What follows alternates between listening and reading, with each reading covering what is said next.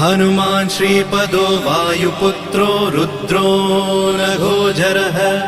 अमृत्यवीरवीरश्च ग्रामवासो जनाश्रयः धनदो निर्गुणः शूरो वीरो निधिपतिर्मुनिः पिङ्गाक्षो वरदो वाग्मी सीताशोकविनाशकः शिवः शर्वत्परो व्यक्तो व्यक्तो धराधरः पिङ्गकेशः पिङ्गरोमा श्रुतिगम्यः सनातनः अनादिर्भगवान् देवो विश्वहेतुर्जनाश्रयः आरोग्यकर्ता विश्वेशो विश्वनाथो हरीश्वरः भर्गो रामो रामभक्तः कल्याणप्रकृतिस्थिरः